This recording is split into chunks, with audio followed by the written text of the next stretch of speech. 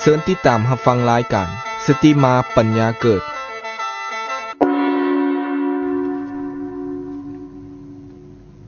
ต้นไม้ต้นใหญ่เกิดจากเบี้ยไม้ต้นน้อยห่อสูงดาดเมฆฟ้าหากฐานเตี้ยติดดินทางเดินไก่พันลี่เริ่มจากบาทก้าวสั้นๆอยู่ใต้ขาขอนอบน้อมต่อพระภูมิพระภาคเจ้าผู้เจริญ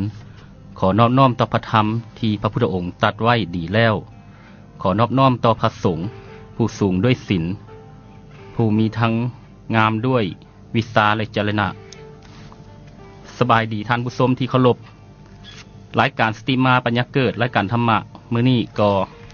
มาพบกับท่านผู้ฟังเหมือนเดิมมื้อนี้ก็ออกรายการสดเหมือนเดิมซึ่งกงกับขึ้น14ค่ำเดือน6พุทธศักราช2556ถึงวันที่23วันพฤหัส5พฤษภาคมคริสต์ศักราช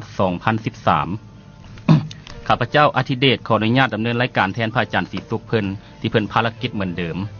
เพราะว่าช่วงนี้ช่วงการส่งเสริมพุทธศาสนาเนื่องในวันวิสาขบูชาวันที่พระพุทธเจ้าประสูติตรัสรู้และปรินิพพานแต่มื้อนี้ข้าพเจ้าก็บ่ได้มาผู้เดียวได้นิมนต์พระอาจารย์บุญเลยนันทปัญญาจากวัดวิโมกขวรารามสัมปังแฮดมาเพื่อที่จะแสดงธรรมเพื่อแก่ ทุกๆคนยืนอยู่ทางบ้านขอนิมนต์พระอาจารย์ทักทายท่านผู้ฟังและเข้ารายการเริ่มเทศนาได้เลยก็หน่อยขอนอบน้อมแด่คุณพระศรีรัตนตรัยคือคุณพระพุทธพระธรรมพระสงฆ์อันเป็นที่พึ่งศักดิ์สิทธิ์สูงสุดของคนเหล่าชาวพุทธทั้งหลายขอระลึกถึงคุณพ่อแม่ครูบาอาจารย์นักปราชญ์บัณฑิตทั้งหลายขอเจริญสุขเจริญพรมายังนกตนญาติโยมผู้กำลังสนใจฟังเสียงรายการหรือฟังธรรมะอยู่ในขณะนี้นะเมื่อนี้ก็ได้มีความภาคภูมิใจปิติยินดีที่ได้มาพบปะกับอกตนญาติโยมในรายการสตรีมาปัญญาเกิดเนาะตามที่เราฮู้กันดีในช่วงเวลานี้ก็เป็นคณะเวลาที่คนลาวชาวพุทธเราเนาะสนใจในการนี้ว่าทำบุญเนาะว่าอย่างนึงคือเพื่อประกอบกิจในเรื่องบุญเรื่องกุศลแล้วก็เป็นสัปดาห์ที่ส่งเสริมพระพุทธศาสนาเนาะก็คือเอาฮู้กันดีคือวันวิสาขะเป็นวันที่สำคัญอีกวันหนึ่งชี้เว้าเรื่องความสำคัญเนาะในวันวิสาขะก่อนวันวิสาขะก็เป็นวันที่สำคัญได้คนลาวชาวพุทธหรือว่าชาวพุทธทั่วโลกเขาก็ให้ความสำคัญเห็นความสำคัญในวันนี้เขาเพื่อเอานิมิตตัวใดเนาะเป็นเครื่องเตือนใจคือคนทั่วหลายก็ฮู้กันดีเนาะว่าเป็นวันของพระสัมมาสัมพุทธเจ้าที่มีเหตุการณ์3เรื่องหรือว่า3เหตุการณ์เกิดขึ้นในวันที่ว่าตรงกันคือวันเดียวนี่เนาะแต่เพิ่งจะตั้งปีตั้งเดือนคือ1คือวันประสูติวันประสูติของพระสัมมาสัมพุทธเจ้าก็คือประสูติในวันเดือน6เพ็งก็คือมืออื่นเนาะแล้วก็เพิ่นตรัสรู้เนาะวันตรัสรู้คือวันที่พระพุทธองค์บรรลุพระสัมมาสัมโพธิญาณรู้แจ้งเห็นจริงในสิ่งทั้งหลายทั้งปวงก็คือเดือน6เพ็งเนาะก็คือวันขึ้น15ค่ำหรือว่าวันเพ็ง15ค่ำที่จะมาในมื้ออื่นนี่แล้วก็สุดท้ายคือวันปรินิพพานคือวันที่พระสัมมาสัมพุทธเจ้าเสด็จเข้าสู่ปรินิพพานก็คือการที่ว่าลาลับทางด้านทางกายเพิ่นลาลับจากโลกไปก็คือมื้ออื่นเนาะคือเดือน6เพ็งเป็นวันที่ว่าวันคายวันประสูติวันตรัสรู้วันปรินิพพานของพระสัมมาสัมพุทธเจ้า วันนี้มีความสำคัญในใดเนาะจึงคือเอาเป็นนิมิตหมายเป็นที่ระลึกหรือเป็นสติเป็นขอให้สติหรือเป็นวันที่ให้สติแก่ชาวโลกว่าบุคคลเนาะสำคัญที่อุบัติขึ้นในโลกนี่มาเพื่อช่วยเหลือมวลมนุษย์เพิ่นก็ได้อุบัติขึ้นมาแล้วเนาะได้อุบัติขึ้นมาแล้วคือบุคคลบุคคลตัวอย่างบุคคลที่ประเสริฐที่สุดในโลกเพิ่นได้อุบัติขึ้นเพื่อเป็นตัวอย่างให้แก่โลกแล้วก็ข้อที่สองวันตรัสรู้ก็คือว่าวันที่มวลมนุษย์ธรรมดาเนาะที่จะเอาชนะซึ่งความทุกข์ทั้งปวงหรือว่าจะรู้แจ้งเห็นจริงในสิ่งทั้งหลายทั้งปวงก็ได้เกิดขึ้นแล้วก็ได้มีมาแล้วเนาะคือพระสัมมาสัมพุทธเจ้าเพิ่นก็ได้บำเพ็ญบารมีมาแต่ว่าเพิ่นก็ได้มาถือความอุบัติขึ้นในความเป็นมนุษย์ธรรมดาสามัญคือเฮาเนาะก็คือเฮาเจ้าค้อยแบบภาษาบ้านเฮาคือเฮาเจ้าค้อยมีตาหูดังลิ้นกายใจเนาะเป็นมนุษย์ธรรมดาสามัญเดินดินนี่แหละว่าซะเกิดมามีพ่อมีแม่มีอ้ายมีเอื้อยมีน้องมีหมู่เพื่อนบริวารเนาะแล้วก็มีทุกข์มีโศกมีเศร้ามีได้ตามใจบ่ได้ตามใจในบางสิ่งบางอย่างแล้วก็มีความเกิดแก่เจ็บตายเนาะคือพระสัมมาสัมพุทธเจ้าเพิ่นก็อุบัติขึ้นแบบมนุษย์ธรรมดาสามัญเฮาแต่ว่าบารมีเพิ่นเพื่อเป็นตัวอย่างให้แก่โลกแล้วก็วันตรัสรู้ก็คือวันที่มนุษย์ธรรมดาสามัญเฮานี่แหละสามารถเอาชนะปัญหาเนาะหรือชนะบรรทุกชนะความทุกข์ว่าซะชนะความทุกข์ก็คือรู้แจ้งเห็นจริงในสิ่งทั้งหลายทั้งปวงเนาะแล้วรู้จักบรรเทาทุกข์ในสภาวะที่จิตใจเข้าไปหลงไหลมัวเมาหรือว่ายึดมั่นถือมั่นจนหนักอกหนักใจบ่อย่างนั้นคืออาการแบกโลกอันนี้มนุษย์ธรรมดาสามัญเขาก็สามารถเอาชนะได้โดยที่พระสัมมาสัมพุทธเจ้าเป็นตัวอย่างเนาะเป็นผู้จะเดินทางให้เบิ่งและสุดท้ายคือวันปรินิพพาน ก็คือเป็นวันที่ประกาศไสยชนะว่ามนุษย์เฮาในอยู่อย่างไสยชนะได้โดยบ่สามารถตกไปเป็นเหยื่อของกิเลสอีกตื่มโดยว่าได้ปฏิบัติตามทางที่พระสัมมาสัมพุทธเจ้าทรงค้นพบคือพระอริยมรรคมีองค์8เนาะทางอริยมรรคมีองค์8เป็นวันที่ประกาศไสยชนะอย่างแน่นอนว่าบุคคลคนหนึ่งได้อุบัติขึ้นมาในโลกเนาะผ่านรูปเสียงกลิ่นรสโผฏฐัพพะธรรมารมณ์ผ่านความพอใจบ่พอใจในบางครั้งบางคราวผ่านสุขผ่านทุกข์ผ่านโง่ผ่านฉลาดมาบางครั้งบางคราวบางเรื่องบางราวแต่ก็มีโอกาสมีจังหวะที่จะรู้แจ้งเห็นจริงเข้าใจในสิ่งทั้งหลายทั้งปวงได้แล้วก็หลังจากนั้นอยู่ในโลกนี้อย่างที่ว่าบ่หันกลับไปสู่ความทุกข์หรือว่าหันกลับไปสู่ความมัวมองแห่งจิตอีกต่อไปคือพระสัมมาสัมพุทธเจ้าเนาะตลอดพระชนชีพของเพิ่นในเมื่อเพิ่นตรัสรู้หลังจากอายุ35ปีเพิ่นก็ได้ดำเนินชีวิตอยู่ด้วยธรรมคือดำเนินชีวิตอยู่ในแบบของพระสัมมาสัมพุทธเจ้าเป็นผู้รู้ผู้ตื่นผู้เบิกบานเป็นผู้ที่ว่าซอยตัวเองให้หลุดพ้นทุกข์ได้แล้วก็มีชีวิตเพื่อประโยชน์แก่ผู้อื่นซอยผู้อื่นให้พ้นทุกข์ได้ด้วยอีกเพิ่นก็อยู่ต่อมาอีกถึงจัง45 ปีเนาะจนพระชนมายุเพิ่นได้80 ปีเพิ่นจึงดับขันธ์ปรินิพพาน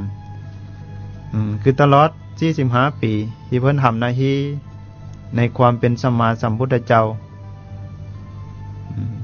เพื่อประกาศให้โลกได้รับรู้ว่าบุคคลที่เอาชนะความทุกข์ได้ด้วยวิธีทางของพระองค์คือเดินตามทางอริยมรรคมีองค์8แล้วบ่มีเนาะบ่มีวันที่จะหมุนกลับไปสู่ความเป็นทุกข์กลับไปสู่กองกิเลสหรือว่ากลับไปเวียนว่ายในวัฏฏะสงสารอีกตึมมีแต่อยู่อย่างหุสนะเด็ดขาดสิ้นเชิง แล้วเพิ่นก็ปรินิพพานเนาะคือว่าดับขันธ์ปรินิพพานด้วยความที่ว่ามีสติสัมปชัญญะ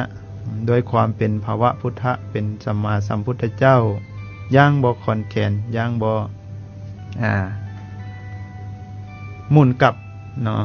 ยังบ่หมุนกลับไปสู่ความที่ว่ามีสติเลอะเลือนเนาะมีความสุขความทุกข์อุกอังโศกเศร้ามนหมองใจตื่นเต้นอะไรอาวรณ์ไม่หยัง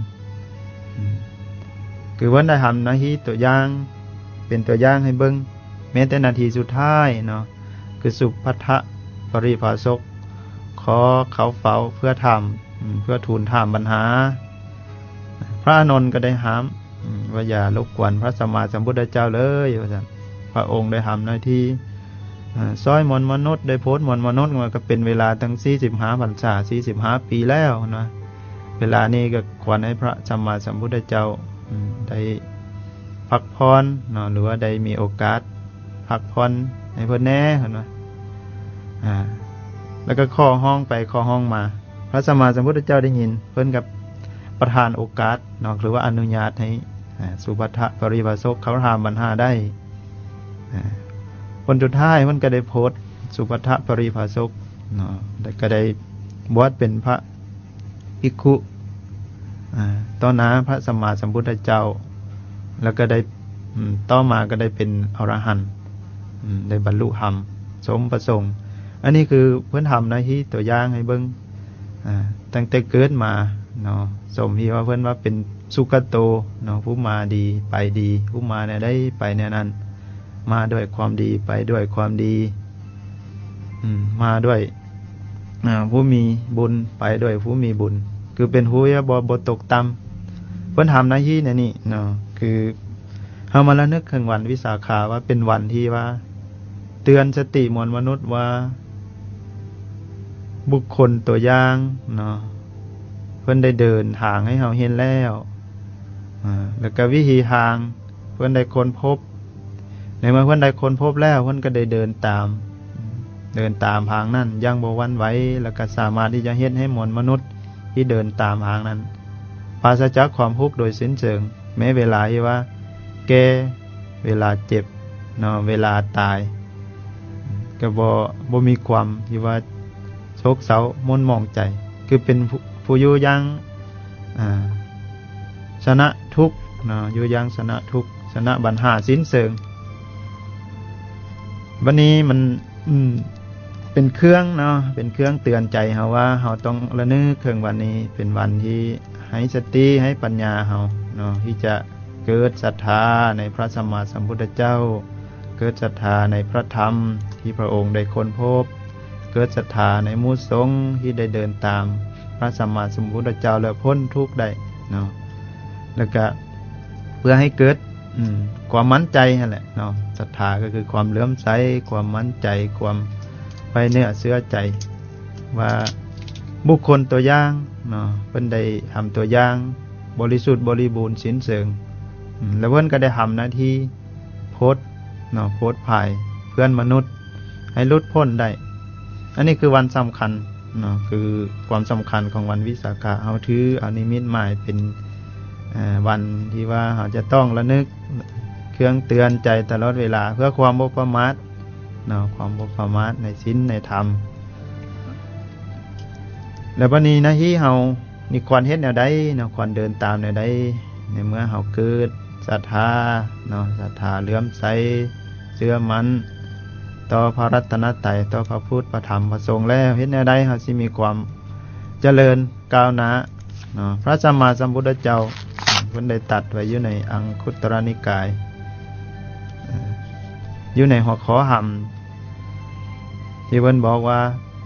ธรรมวุฒิเนาะธรรมเป็นเครื่องเจริญธรรมวุฒิภาษาบาลีคือธรรมวุฒิภาษาบ้านเฮาคือธรรมวุฒิคือธรรมที่เฮ็ดให้เจริญหรือธรรมที่เป็นเครื่องเจริญมี4ข้อด้วยกันเนาะคือข้อ1ขึ้นต้นด้วยคำว่าสัพปุริสังเสวะ2สัทธมะสวนัง3โยนิโสมนสิการะ4คือธรรมานุธรรมาปฏิปติธรรมานุธรรมาปฏิปติ หนึ่งคือสัพปุริสังเสวะเพิ่นว่าให้เสพหรือว่าคบค้าสมาคมกับสัตตบุรุษการแปลเป็นภาษาลาวคือสัพปุริสังเสวะสองสัทธรรมสวนังคือให้ได้พยายามได้ยินได้ฟังพระสัทธรรมคือว่าได้ยินได้ฟังธรรมะนี่แหละได้ยินได้ฟังศึกษาธรรมะอยู่เนืองนิดที่คือโยนิโสมนสิการะในเมื่อได้ยินได้ฟังได้ศึกษาได้ห้ำเหียนได้หู้ได้เหียนหู้แล้วก็พยายามพิจารณาประพฤติปฏิบัติพิจารณาให้เข้าใจถึงเหตุถึงผลถึงเหตุเนี่ยได้ผลมันเป็นเนี่ยได้เหตุดีมันผลมันเป็นเนี่ยได้เหตุชั่วผลเป็นเนี่ยได้อันนี้เข้าใจถึงเหตุถึงผลแล้ววันนี้เหตุที่เนื้อดีเนื้อชั่วนี่มันเป็นเนี่ยได้เนี่ยกันสิเพื่อให้เกิดความเข้าใจ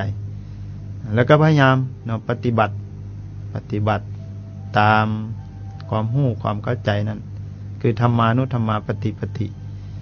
วันนี้เรามาพิจารณากันว่าสัตตบุรุษนี่คือไผเพิ่นเป็นผู้จังไดเพิ่นทำหน้าที่แนวใดตามนักปราชญ์เพิ่นได้บัญญัติไว้สัตตบุรุษแปลว่าผู้ที่ว่าทรงไว้ซึ่งความดีทรงไว้ซึ่งปัญญาในพระไตรปิฎกบางทีเพิ่นก็บัญญัติว่าผู้ที่บรรลุธรรมเป็นอรหันต์เป็นสัตตบุรุษคือพระอรหันต์ที่เพิ่นจะลึกไว้เพิ่นก็เอิ้นว่าสัตตบุรุษพระสารีบุตรผู้เป็นสัตตบุรุษพระโมคคัลลาผู้เป็นสัตตบุรุษอันนี้คือขั้นสูงขั้นสูงสุดเพิ่นถือเอาบุคคลสูงสุดเป็นสัตตบุรุษที่รองลงมาก็ผู้ที่พยายามเดินตามผู้ที่ทรงไว้ซึ่งคุณงามความดีทรงไว้ซึ่งปัญญาเป็นประโยชน์แก่หมู่เพื่อนเป็นประโยชน์แก่เพื่อนมนุษย์ที่เฮามักเอิ้นว่านักปราชญ์บัณฑิตว่าเหล่านี้เฮาก็เอิ้นเป็นสัตตบุรุษได้แล้วบุรุษที่ทรงไว้ซึ่งความดีทรงไว้ซึ่งปัญญาทรงไว้ซึ่งความดีเนี่ยเด้ทรงไว้ซึ่งความดีก็คือความดีทางกายทางวาจาทางใจเพิ่นเฮ็ดทางกายก็ทำทางกายเฮ็ดทางวาจาก็ทำทางวาจาเฮ็ดทางจิตก็ทำทางจิตก็เพื่อเป็นประโยชน์เป็นความสุขความเจริญแก่เพื่อนมนุษย์คือบ่มีเจตนาที่จะทำลายความสุขของคนทั้งหลายเพิ่นคิดเพิ่นทำมันก็เพื่อจะให้เป็นประโยชน์แก่ผู้อื่นแก่เพื่อนมนุษย์เวลาเพื่อนมนุษย์ต้องการความดีเพิ่นก็ช่วยเหลือทางด้านกายวาจาใจเวลาเพื่อนมนุษย์หมดกำลังใจเพิ่นก็แบ่งปันกำลังใจแบ่งปันน้ำใจเวลาต้องการความรู้เพิ่นก็แบ่งปันความรู้อันนี้คือสัตตบุรุษผู้ทรงไว้ซึ่งความดีความดีต่อเพื่อนมนุษย์คือว่าง่ายๆเป็นคนนี้ว่าบ่คิดที่ว่าซะบ่คิดที่บ่เป็นคนนี้ว่ามีจิตใจคับแคบเป็นว่าคนดีคือคนใจใสบ่แม่นคนใจคุ้นคือคนใจดีคนใจใสใจกว้างเสียสละและอดทนเหมือนว่าอันนี้คือลักษณะของสัตตบุรุษใจดีใจกว้างเสียสละและอดทนเพิ่นอดทนได้อดทนที่จะเฮ็ดคุณงามความดีเพื่อเป็นประโยชน์แก่เพื่อนมนุษย์แก่บ้านแก่เมืองบางครั้งคงอิดถึงเมื่อยทางด้านทางกายจิตใจมันก็อดกั้นอดทนแล้วก็เพิ่นมีความเสียสละเสียสละเวลาเสียสละน้ำใจเสียสละผลงานเพื่อประโยชน์สุขของเพื่อนมนุษย์ของบ้านของเมืองเฮาอันนี้คือลักษณะสัตตบุรุษทรงไว้ซึ่งความดีนะนี่เป็นผู้มีใจดีใจกว้างเสียสละและอดทนใจกว้างขวางว่าซะบ่มีจิตใจคับแคบบ่เห็นแก่ตัวว่าซะบ่เห็นแก่ตัวบ่เห็นแต่ครอบครัวเฮือนซ่านเฮาอายเอื้อยน้องญาติพี่น้องเฮาคนทั้งโลกเป็นญาติพี่น้องเฮาหมดเป็นเพื่อนทุกข์เกิดแก่เจ็บตาย เป็นเพื่อนที่ว่าเวียนว่ายอยู่ในวัฏฏะสงสารเป็นหมู่เพื่อนที่จะเดินไปสู่สวรรค์นิพพานนำกันจังซั่นเราต้องให้กำลังใจซึ่งกันและกันนักปราชญ์บัณฑิตหรือว่าสัตบุรุษเพิ่นทรงไว้ซึ่งคุณงามความดีแนวนี้เนาะถ้าเฮาพูดว่าในเมื่อได้ยินได้ฟังแล้วเฮาก็พยายามเนาะเดินตามหางเพิ่น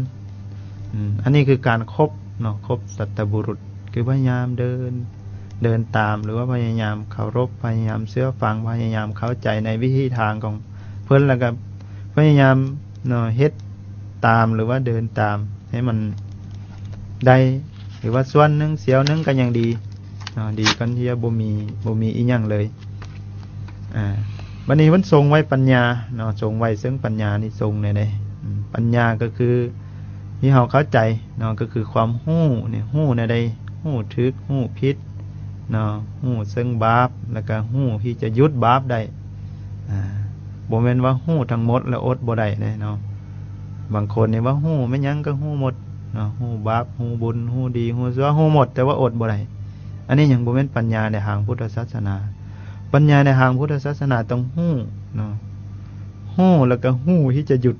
จากความบ่ดีฮู้ความดีแล้วก็ฮู้ที่จะทำความดีให้เกิดขึ้นได้บ่เป็นเพียงแต่ฮู้ซื่อๆฮู้ซื่อๆบ่มีประโยชน์บ่มีความหมายมันฮู้แบบนกแก้วนกขุนทองยังบ่ฮู้ยังนักปราชญ์บัณฑิตสัตบุรุษที่ฮู้ในที่นี้เนาะเพิ่นฮู้จากความชั่วแล้วเพิ่นก็ฮู้ที่จะหยุดความชั่วหยุดเหตุแห่งความชั่วได้แล้วก็ฮู้ซึ่งความดีแล้วก็ฮู้ที่จะสร้างเหตุแห่งความดีให้เจริญให้มั่นคงได้อันนี้คือสติปัญญาเนาะที่เพิ่นทรงไว้ซึ่งปัญญาคือนักปราชญ์บัณฑิตเพิ่นฮู้ว่าบ้านเมืองสังคมเฮามันสิมีความเจริญโดยเหตุผลอันใดโดยธรรมแนวใดโดยประเพณีโดยวัฒนธรรมแนวใดเพิ่นก็บอกไว้สั่งสอนลูกไว้วิธีทำบุญจังซี่แหละตักบาตรทำบุญวันศีลวันพระบ่หรือว่าวันธรรมดาตักบาตรญาติน้ำอย่าได้ขาดประเพณีลาวเฮานักปราชญ์โบราณเพิ่นรู้จักเหตุแห่งความเจริญเนี่ยเหตุแห่งความเสื่อมมันก็ฮู้มันก็อย่าไปเฮ็ดนะอย่าได้ลบหลู่คุณพ่อคุณแม่คุณครูบาอาจารย์อย่าได้ลบหลู่คุณศาสตร์ศาสนาบ้านเมืองจะได้ลบหลู่ให้ยำเก่งเพิ่นว่ายำผีเถาเพิ่นว่ายำเจ้านี่ยืนเพิ่นว่ายำพี่นี่เถาเพราะว่าหยังเป็นคนเคารพเคารพอำนาจขับรถอำนาจที่บริสุทธิ์หรือว่าเคารพผู้เฒ่าผู้แก่แหละว่าจะเคารพผู้มีอำนาจเคารพผู้มีพระคุณมันจึงสิอยู่เฒ่าอยู่จนเฒ่าจนแก่ยำเจ้านั่นยืนยำเจ้าก็คือเคารพยำเกงยำเกงผู้ใหญ่ไม่สูงให้ความเคารพพ่อเคารพแม่เคารพเจ้าเคารพนายผู้เฮียมีพระคุณมีหน้าที่มีคุณธรรมที่เนื้อเฮามีสติปัญญาเนื้อเฮาก็ยำเจ้าก็คือเจ้านายเจ้านายแต่ก่อนมันเอิ้นว่าเจ้าพญาบ่พญานั่นพญานี่เดี๋ยวนี้ก็เป็นเจ้าเป็นนายที่ประกอบไปด้วยคุณธรรมประกอบไปด้วยความอุทิศเพื่อรักษาศาสตร์บ้านเมืองแล้วเฮาก็ยำคือเคารพยำเก่งยำเจ้านี่ยืนว่าอายุยืนอันนี้คือเฮาพยายามให้เข้าใจว่าผู้ที่มีสติมีปัญญาเพิ่นได้วางวิธีทางหรือว่าวางขนบธรรมเนียมประเพณีที่จะเฮ็ดให้เฮามีความเจริญแล้วก็เพิ่นก็ป้องกันไว้ว่าเฮ็ดตัวใดที่จะเฮ็ดให้สังคมบ้านเมืองเฮาเสื่อมไปก็ให้เคารพยำเกรงผู้เฒ่าผู้แก่อาวุโสคือว่ามาเขาก็พยายามเข้าใจนักปราชญ์บัณฑิตเพิ่นมีปัญญาเพิ่นทรงไว้ซึ่งปัญญาแล้วก็พยายามบอกพยายามสั่งพยายามสอนตักเตือนลูกหลานด้วยคำสุภาษิตคำพยาหรือว่าเป็นเล่าเป็นนิทานคือนิทานสั่งสินใจบ่นิทานจำปาที่ต้นบ่นิทานเป็นอย่างเล่าเป็นปริศนาธรรมเพื่อเตือนลูกเตือนหลานให้มีกระจิตกระใจประกอบ น้าที่การงาน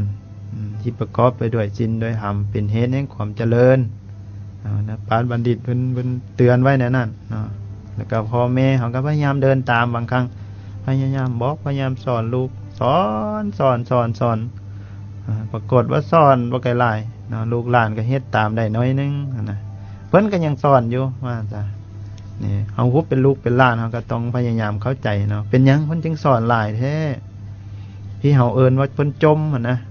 จมเสาจมแรงนะบางคนจมเสาจมแรงบ่พอจมสวยจมง่ายจมตลอดว่าจ้ะที่จริงเพิ่นพยายามบอกเพื่อเฮาไว้นะเพิ่นบอกหลายๆเฮาปฏิบัติได้ตามน้อยนึงก็ยังดีนะเพิ่นบอกหลายๆไว้เฮาบ่เดินตามได้น้อยเดียวเนาะเฮาเฮ็ดตามที่เพิ่นบอกได้น้อยเดียวหรือว่าเมื่อเฮานี่แหละเนาะสติปัญญาความรู้เฮานี่หลายในบางทีวางแผนการเฮ็ดจังซั่นจังซี่เนาะวางแผนการวางโครงการเฮ็ดแนวนั้นแนวนี้กว้างใหญ่ไพศาลมันไปเฮ็ดบางทีเฮ็ดได้น้อยเดียวเด้เนาะอันนี้คือเพิ่นวางเพื่อไว้เนาะคือพ่อแม่ครูบาอาจารย์เพิ่นก็บอกเพิ่นก็เตือนเนาะเตือนเช้าเตือนแลงเพิ่นก็บอกไว้บอกเพื่อไว้ว่าซั่นซะเพื่อสิเฮาเฮ็ดได้ตามน้อยนึงก็ยังดีหั่นนะคันเพิ่นบ่บอกเสียเลยเด้ยิ่งบ่ฮู้เลยบัดนี้ยิ่งประมาทอันนี้เพิ่นบอกหลายๆไว้จนรำคาญนั่นแหละบางทีนะอันนี้คือนิสัยนักปราชญ์บัณฑิตนะเพิ่นพยายามบอกพยายามสอนนี่คือเพิ่นทรงไว้ซึ่งคุณงามความดีแล้วก็ทรงไว้ซึ่งปัญญาเฮาก็พยายามเสพซึ่งนักปราชญ์บัณฑิตพยายามคบค้าสมาคมด้วยความอดกั้นอดทนบางครั้งบางคราวด้วยความเคารพด้วยความเชื่อฟังคือมีความอดทนเนาะในการที่จะฟังในการที่จะคบในการที่จะเรียนรู้จากทานวันนี้ต่อไปคือข้อที่2เนาะคือสัทธรรมสวนังคือพยายามได้ยินได้ฟังในวิธีทางที่เพิ่นได้เฮ็ดในวิธีทางที่เพิ่นบอกพยายามเข้าใจในจิตนารมณ์ของเพิ่นเนาะที่ผู้ที่เพิ่นเป็นสัตตบุรุษก็คือผู้ทรงไว้ซึ่งคุณงามความดีเอาผู้ใดเป็นกฎเกณฑ์เนาะกันเอาหาผู้ใดบ่เห็นแท้ๆคือเอาพ่อเอาแม่นั่นแหละเนาะพ่อแม่เป็นกฎเกณฑ์พ่อแม่ครูบาอาจารย์นักปราชญ์บัณฑิตนั่นแหละทรงไว้เป็นผู้ที่ทรงไว้ซึ่งคุณงามความดีแก้ศาสตร์แก้บ้านแก้เมืองแก้ขอบแก้ครัวแก้วงตระกูลเนาะเอาพ่อเอาแม่นั่นแหละเป็นผู้ที่ว่าเป็นตัวอย่างของสัตตบุรุษเนาะหึงทำหน้าที่ใดบ่เฮากับสัตตบุรุษที่เพิ่นเป็นอรหันต์แต่ก็เพิ่นก็นับเนื่องว่าพระผู้ที่เป็นพ่อเป็นแม่นี่เป็นพระอรหันต์ของลูกเนาะผู้เป็นลูกก็เอาน้ำใจของพ่อของแม่นั่นแหละว่าโอ้เพิ่นมีเจตนารมณ์เนี่ยได้พัฒนาดีเนี่ยได้ต่อลูกต่อเต้าเนาะเฮาก็พยายามศึกษาเข้าใจในเจตนารมณ์ของเพิ่นคือปณิธานของเพิ่นเนาะเพิ่นตั้งใจไว้เนี่ยได้เพิ่นพัฒนาไว้เนี่ยเขาก็พยายามเข้าใจเพิ่นหาเงินหาคำพรโหมทรัพย์สมบัติมรดกสร้างสมเนาะมูลมังสังขยาไว้เพื่อลูกเพื่อหลานในเพิ่นเฮ็ดเพื่อหยังนั่นน่ะเขาก็พยายามเข้าใจเนาะก็เพื่อให้ลูกนั้นมีความสะดวกสบายนะเพิ่นเฮ็ดไว้ก็เพื่อให้ลูกนั้นใหญ่กานะบานมาแล้วก็มีความสะดวกสบายบ่ต้องทุกข์บ่ต้องยากในการหาให้มีเวลาสร้างตนสร้างโตให้เป็นผู้จบผู้ดีให้เป็นผู้มีน้ำมีตาในสังคมบ้านเมืองให้โลกได้รับรู้ว่าวงตระกูลนี้กับเฮานี่เป็นผู้หนึงเนาะตระกูลเฮานี่ก็เป็นผู้หนึงที่มีความเจริญมีน้ำมีตาในโลกก็รับรู้นี่เพิ่นหาเงินหาคำไว้ก็เพื่อไว้ให้ลูกเนาะหาความสะดวกสบายไว้ให้ลูกลูกบางคนเกิดมาบางทีบ่รู้จักเนาะเจตนารมณ์ของพ่อของแม่เพิ่นหามาได้แล้วไปใส่ไปกินไปลิ้นไปทำลายเพิ่นทำลายวัตถุที่เพิ่นหามาได้แล้วบ่พอได้ทำลายน้ำใจเพิ่นอีกเพราะเพิ่นปรารถนาอยากให้เขาเป็นคนดีฮู้บาปฮู้บุญฮู้คุณฮู้โทษเนาะฮู้คุณกตัญญูต่อพ่อต่อแม่ต่อปู่ย่าตายายเฮาพัดเอาไปทำลายเนาะเฮาพัดเอาไปทำลายไปใส่โลโลเลว่าจ้ะบ่ฮู้จักคุณสัมบ่นำประมาทญาติคุณเพิ่นอีกตึมหาว่าเพิ่นบ่มีคุณบ่มีค่านะเพิ่นหาทรัพย์สมบัติไว้ให้น้อยก็ว่าเพิ่นบ่มีสติบ่มีปัญญานะเป็นคนบ่มีคุณหลาย บางคนจนบ่เห็นคุณพ่อคุณแม่เนาะบ่เห็นคุณนักปราชญ์บัณฑิตถ้าบ่นำทำลายมันอีกเนาะทำลายวัตถุเขาของบางคนจนทำลายร่างกายทำลายจิตใจเพิ่นเนาะคือได้ขาพ่อตีแม่นะบางคนคือทำลายร่างกายทำลายใจคือเป็นคนบ่ฮู้จักเนาะบ่ฮู้จักคุณค่าบ่ฮู้จักคุณว่าเราเป็นคนเนรคุณจังซั่นเราต้องพยายามเนาะเรียนรู้เจตนารมณ์ของสัตบุรุษหรือว่าของผู้ที่เป็นพ่อเป็นแม่เป็นครูบาอาจารย์นักปราชญ์บัณฑิตเพิ่นมีเจตนารมณ์มีปณิธานตั้งใจไว้แนวใด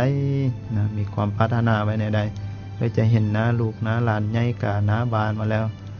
เพิ่นตั้งปณิธานไว้แนวใดนะพยายามศึกษาอันนี้คือเอิ้นว่าสัทธรรมสวนังนะพยายามศึกษาให้เข้าใจได้ยินได้ฟังได้ประสบพบเห็นกันเพื่อให้เกิดความรู้เนาะความเข้าใจแล้วก็นำไปพิจารณาบัดนี้โยนิโสมนสิการะคือพิจารณาไปถึงเหตุถึงผลมันซะคือเพิ่นว่าโยนิโสมนสิการคือทำจิตใจให้แยบคายคือพิจารณาอย่างแยบคายนะอย่างละเอียดละออว่าซะถึงเหตุถึงผลเนาะว่าทุกอย่างมันมีเหตุแล้วก็มีผลมันมาจากเหตุเป็นอะไรผลมันก็เป็นอันนั้นเนาะสร้างเหตุบ่ดีผลมันก็ย่อมบ่ดีสร้างเหตุแห่งความเสื่อมผลมันก็ย่อมเสื่อมทั้งคนทั้งหลายสิยองแซวอยู่ว่าดีกันเหตุแห่งความเสื่อมให้เฮาเฮ็ดไว้เฮาก็เป็นคนเสื่อมคือเก่าเนาะคือเฮาไปสมมุติไปเฮ็ดผิดศีลจังซี่เนาะไปค้าสัตว์ค้าคนค้ากันจังซี่ไปลักของกันไปล่วงเกินผัวเมียลูกเต้าของฮักของหวงกันล่วงเกินกรรมสิทธิ์กันไปใส่วาจาตัวต้มลบลวงทำลายใส่ห้ายปลายสีอาฆาตเบียดเบียนกันด้วยทางวาจาไปดื่มน้ำเมาเนาะเสพของมึนเมายศลืมตายเมากายลืมแก้เมาผัวเมาเมียลืมพ่อลืมแม่เมาทรัพย์ลืมศาสนาเมาตัณหาหูนอกตาบอดนี่อันนี้มันเป็นเหตุแห่งความเสื่อม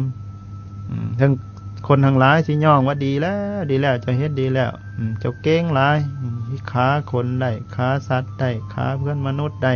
เจ้าเก่งหลายที่จะไปลักทรัพย์ทำลายเขาของผู้อื่นได้เจ้าเก่งหลายที่จะไป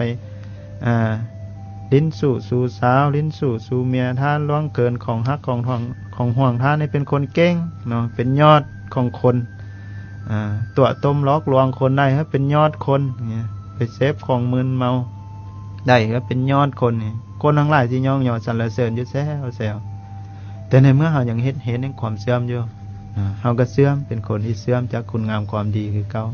เป็นคนที่หมดเกียรติศักดิ์ศรีจากโลกนี้คือเก่าเนาะคือคนทั้งหลายในที่นี้บางทีคือหมายถึงว่าปุถุชนคนธรรมดาเนาะที่หยังบ่ฮู้ถึงเหตุถึงผลแต่ว่านักปราชญ์เพิ่นแน่นอนเพิ่นบ่สรรเสริญแนวบ่ดีอยู่แล้วเนาะนักปราชญ์บัณฑิตเพิ่นเบิ่งเห็นตามที่เป็นจริงแล้วเพิ่นบ่สรรเสริญอยู่แหละเนาะคือนักปราชญ์บัณฑิตผู้ที่ทรงไว้ซึ่งปัญญาแต่ว่าคนทั้งหลายในที่นี้ที่ไปย่องเฮ็ดบ่ดีเขาก็ย่องสมมุติบางคนเฮ็ดบ่ดีแล้วพากันไปย่องกันอยู่ในหมู่คนบ่ดีเนาะในกลุ่มคนติดเหล้าติดยาติดการพนันเขาก็ย่องกันผู้ใดเฮ็ดได้ดีตัวต้มล็อกลวงผู้อื่นได้ดีเขาก็โอ้เก่งหั่นน่ะย่องยอสมเสยอันนี้คือในหมู่คนบ่ดีเพิ่งสิย่องกันอยู่แซวแต่ก็อันนี้ก็บ่แม่นเหตุแห่งความดีเนาะความยองความติความยองเนี่ยบ่แม่นเหตุแห่งความดีความติความยองนี่เป็นเพียงแค่ว่าของล็อกลวงเนาะของล็อกให้เฮาลงดีใจเสียใจแต่ว่าเหตุแห่งคุณงามความดีแท้จริงคือหยังคือการกระทำเนาะเฮาทำทางกายทางวาจาทางใจนี่แหละเหตุแห่งความเสื่อมมันก็เสื่อมเนาะเหตุแห่งความดีคือประกอบไปด้วยทางกายเนาะที่ดีคือทางกายก็บ่ผิดศีลบ่ฆ่าสัตว์บ่เบียดเบียนชีวิตเพื่อนมนุษย์บ่เบียดเบียนเขาของทรัพย์สมบัติเพิ่นบ่เบียดเบียนของฮักของหวงเพิ่นอันทางกายทางวาจาก็บ่เบียดเบียนโดยการเว้าคำหยาบคำนินทาซับซ้อคำเสียดสีคำใส่ร้ายป้ายสีคำที่บ่มีประโยชน์เนาะตลกตะแลงแบบบ่มีประโยชน์ ก็บ่เบียดเบียนโดยการที่ว่าจิตคิดมุ่งให้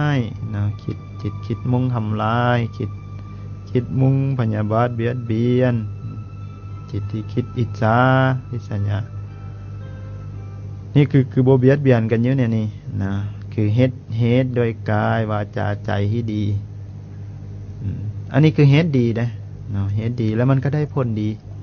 เฮ็ดดียามใดมันก็ดียามนั้นนะเฮ็ดดีนี่มันดีแล้วเนาะบ่แม่นว่าบ่ได้ดีเด้เฮ็ดชั่วนี่มันชั่วแล้วสมมุติเฮาไปค้าเบียดเบียนเพื่อนมนุษย์นี่นะค้าสัตว์หรือว่าค้าเพื่อนมนุษย์นี่ค้าพ่อค้าแม่เนี่ยค้าลงเมื่อใดมันก็ชั่วเมื่อนั้นแหละเฮาไปลักทรัพย์ลักตอนไหนก็ชั่วตอนนั้นเนาะพ้นมันชั่วแล้วนะแต่ล่วงเกินของฮักของห่วงกันล่วงเกินพ่อแม่ลูกเต้ากันก็ไปล่วงเกินยามใดมันก็ชั่วยามนั้นเนาะตัวต้มลอกลวงกันนะใส่วาจาทำลายกันใช้ให้ไปดีไม่ยังกันไปใส่ตอนใดมันก็ชั่วตอนนั้นเนาะไปดื่มน้ำเมาเสพของมึนเมาเฮ็ดตอนไหนมันก็ชั่วตอนนั้นแต่เป็นยังคนเราจึงว่าทำดีได้ดีมีเยอะใสเฮ็ดชั่วได้ดีมีไล่ไปนะมีถมเทไปว่าซั่นซะอันนี้คือเราไปมองเนาะมองหรือว่าไปเบิ่งเอาแต่ในแง่ที่ว่าวัตถุในแง่วัตถุนักปราชญ์บัณฑิตเพิ่นจึงเตือนไว้ว่าวัตถุที่ได้มาว่าเป็นบุญก็ได้เป็นบาปก็ได้นะวัตถุที่ได้มาวัตถุที่ได้มาบนบ่แม่นบุญเสมอไปนะวัตถุเขาของที่ได้มานี่เป็นบุญก็ได้เป็นบาปก็ได้เนาะนักปราชญ์โบราณเพิ่นจึงว่าวัตถุเนาะคันเฮาเอามาใช้มันถือคางนะมันเป็นคนรับใช้ที่ซื่อสัตย์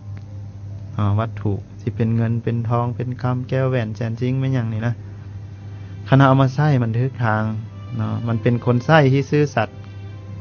คันเฮาเอามันเป็นนายได้บ่นี่เนาะเอาเงินเอาวัตถุเขาของเอาเป็นพระเจ้าเป็นนายได้เป็นเจ้านายที่แสนคดโกงกันว่าเป็นเจ้านายที่อันตรายเนาะเฮ็ดให้คนค้ากันเฮ็ดให้พ่อให้แม่ให้ผัวให้เมีย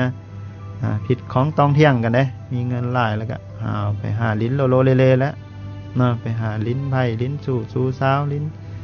สู่บ้าวแบ่งซั่นแหละมีเงินหลายแล้วก็ญาติกันบัดนี้ญาติพี่น้องอ้ายเอ้ยน้องแม่นยังเลยเวลาพ่อแม่ตายไปพ่อแม่แบ่งปันได้หลายได้น้อยแม่นยังสิอันตรายเนาะจึงว่ามันเป็นเหตุที่บ่ดีกันเฮาไปใช้ในทางแห่งความหลงเนาะเพิ่นเอิ้นว่าคันเฮามันเป็นเจ้านายมันเป็นเจ้านายที่แสนโหดร้ายว่าซะคันเอามาเป็นคนใช้ก็เป็นคนใช้ที่ซื่อสัตย์เพิ่นจึงเตือนไว้เนาะวัตถุที่ได้มาเป็นบุญก็ได้เป็นบาปก็ได้อย่าได้ฮือเอาสิ่งเหล่านั้นเป็นกฎเกณฑ์เนาะกฎเกณฑ์ที่แท้จริงก็คือการกระทำเนาะการกระทำทางกายทางวาจาทางจิตใจเนาะอันนี้คือเว้าที่เว้ามาเนาะคือพยายามเนาะพิจารณาธรรมโดยธรรมว่าซะแห่งเหตุผลแห่งความดีความชั่ว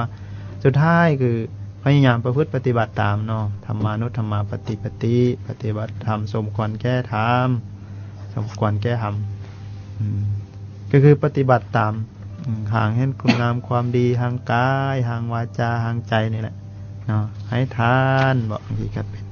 เป็นการทำความดีสมาทานศีลรักษาศีลเนาะเจริญภาวนาคือพิจารณาถึงความจริงของธรรมศาสตร์เนาะอันนี้ก็เป็นการประพฤติธรรมสมควรแก้ธรรมเนาะเฮ็ดได้มือละน้อยก็พยายามเฮ็ดไปเรื่อยๆสม่ำเสมอก็ถือว่าปฏิบัติสมควรแก้ธรรมอยู่เนาะที่ว่ามาก็หรือว่าเป็นการสมควรแก้เวลาเนาะหรือว่าช่วงต่อไปก็เป็นช่วงตอบคำถาม ตอบคำถามเนาะ ตอบคำถาม หรือว่าสนทนาธรรมนำกันว่าซะขน่อยที่จบไปแล้วแม่นการแสดงธรรมของพระอาจารย์บุญเลยนันทปัญญาเนาะในการแสดงธรรมเป็นช่วงที่1จบไปแล้วช่วงที่2แม่นจะเป็นการตอบคำถามจากผู้ฟังทางบ้านเพิ่นฝากไว้ 2-3 มื้อก่อนอาจารย์ศรีสุขวานนี่ก็ได้ตอบส่วนหนึ่งไปแล้วแต่ว่าก็ยังเหลือหลายคำถามขน่อย